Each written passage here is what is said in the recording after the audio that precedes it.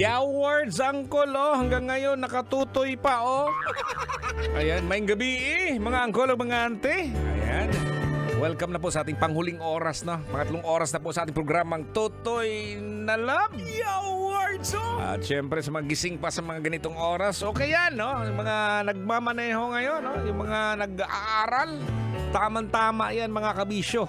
Oo, habang nagbabiyahe, nagmamaneho, ayan. Hindi ka makakatulog, no? Okay yan. Basta lang, nakatutoy. Ayan po, basahin na lang po muna natin dito sa mga nag-PM po kay Tutoy Bato. Hello kay Carl Padillo, no? Good evening po. Shout out po dito sa Tambo, Parañaque City while listening to you through cellphone radio. Ayan. God bless po. Okay, no? Ito po mga kabisyo yung pinag-usapan po natin kanina. Itong dalawang katangian na dapat meron po tayo, no? Especially sa mga gustong umasenso balang araw. Ayan, dapat meron kang nitong mga katangian, mga kabisyo, yung sipag at tiyaga po. Etong dalawa, parang mag-asawa to, ha? So, ano bang kahalagahan nito sa buhay natin, itong sipag at tiyaga, no? Yung pagkakugihan o makugihon. Ayan, yung dalawa, no? Siyempre, sinabi natin yan kanina, napaka-importante po yan, mga kabisyo, no? Ang pagiging masipag ay isang mahalagang aspeto ng personalidad po, mga kabisyo, no? Na naglalarawan ng pagkakaroon ng determinasyon. Yan. Sipag at pagmamahal sa trabaho. Pag may mahal mo yung trabaho, magiging masipag ka, no? Ayan. Dahil merong pagmamahal. Ayan. So, eto din, pagiging matyaga naman po, ito po yung nagbibigay daan sa tagumpay at personal na pag-unlad. So, ito yung sinasabi natin na para siyang may pasensya ka. May pasensya ka dahil mahal mo yung trabaho mo, sige lang, tiyaga na lang. So, dapat may sipag at tiyaga po, mga kabisyo. Oy, shout out po sa mga nakatutok po sa atin dito, mga kabisyo, no? Kay, sino ba to, no? Eduardo Rica. Ayan, pakinggan nga natin yung voice message niya. Ito na po. Mayong gabi diha, Toy. Ako si Eduardo Rica, Toy. Taga Sambuanga del Sur, Pagadian City, Toy. Hoy. Gikan ko sa Sambuanga, Toy, 2005.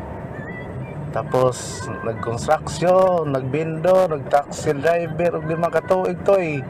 Karon, Toy, nag-grab na ko, Toy, na nakoy kaugalingong sasakyan, Toy. Ako na ni kong gidala kay nakaliklusi man ko sa Kigol. Sige kong paminaw ni mo, Toy, taxi driver po sa una, Toy. Sige kong paminaw ni mo hantod karon. Maayong gabi, Toy, idol. Yan, salamat, ha. Ayan na, habang nasa biyahe, siguro nakapark to habang nagre-record, ha. Salamat sa voice message, no. Ayan, yan isa example sa atin, no. Dati nagda-taxi driver, nagda-drive siya, hindi naman sa kanya yung unit.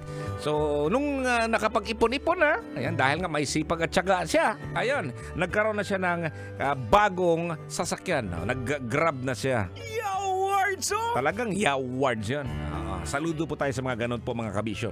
Eto na!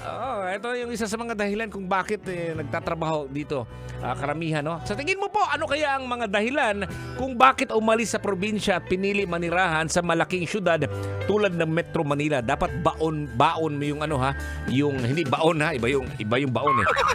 Dapat baon mo yung yung sipag at tiyaga pag nandito ka sa Metro Manila. Eto na, sabi ni Genevieve Bacoro Kogo. Sabi niya dito, para makakita ng AFAM, OPA o uban pa. Pag may AFAM po yan, mga kabisyo, dapat may background music, no? AFAM. Ayun. Okay, no? Sabi ni Joffer Chell, Pakana, Buhawe, gusto ng magulong buhay, ayaw ng tahimik, boring daw. Ayan, kaya ayan, isa sa mga dahilan din kung bakit nandito sa Metro Manila. Ayan. Alam mo, mga kabisyo, ito yung mga rason, no, kung bakit sila napipilitan dito sa Metro Manila para manirahan at hindi na nakauwi sa probinsya. Okay, no? Basahin natin itong isa pa. Meron pang isa, no? Sabi ni Jessa Esquilona Balesteros, Good evening po. Siguro dahil mas maraming trabaho at syempre mataas na sahod.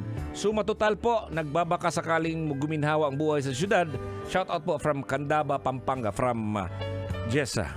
Ayan. Sa ating panghuli na po masasabi ko lang mga kabisyo, no? Siguro nung dati siguro, no, dahil nga hindi pa napaabot ng ating gobyerno, hindi pa masyadong ganun ka bibo yung nasa probinsya. Ayan, halimbawa lang, marami tayong mga kakilala mga taxi driver, hindi sila sinuwerte na maka-apply po sa ibang bansa. So nag-aantay sila. So hanggang naubos yung pera nila, hindi na nakabalik sa probinsya. Kaya dito na lang sila naninirahan na. Nabenta na siguro nila yung kanilang lupa doon, lupain. At nandito na kasi nga nandito yung mga mag-a-apply ka dati para ibang bansa. Isa sa mga dahilan yan mga kabisyo. At yung iba din naman dahil nga kulang din sa trabaho. Dati wala masyadong trabaho sa probinsya. Kaya dito na sila namamalagi. Siguro, hanggang nagkaroon ng asawa, nagkaroon ng anak. Napangasawa din ng kakala Tagalog yung napangasawa pero Bisayan dako de yan yung mga dahilan po mga kabisyo. Pero siguro sa ngayon dapat magandaan po natin yung ating retirement po mga kabisyo. Yung mga hindi taga rito sa Metro Manila, magandaan po natin kasi hindi lagi kasi okay lang diri sa Manila pag lagi ka nang kumakayod. Wag lang munang sakyod. Okay lang yan, kasipagan, yung sipag at tiyaga lagi yan. Dapat mag-partner po yan mga kabisyo. At hiling ko lang, dapat sana naman magiging successful ka rin. At pati rin sa mga estudyante din, na laging merong ganun. Okay, maraming po salamat. At kayo po ay laging nakatutoy sa ating programa, Totoy na Love. Maraming salamat, daghan kayo salamat yun sa inyong laging suporta sa programa natin. Ako po si Totoy Bato. At eto na po yung habit ninyo, habit forming program po ninyo tuwing gabi. Mututoy good lagi. Daghang salamat. Angkol, auntie, saka sa mga pamangkin po natin dyan, ingat po tayo, God bless. At sana'y laging okay pas all right ang ating kalusugan. Thank you very much. Kinigyan po si Totoy Bato, may gabi, kabisyo. Sasakyan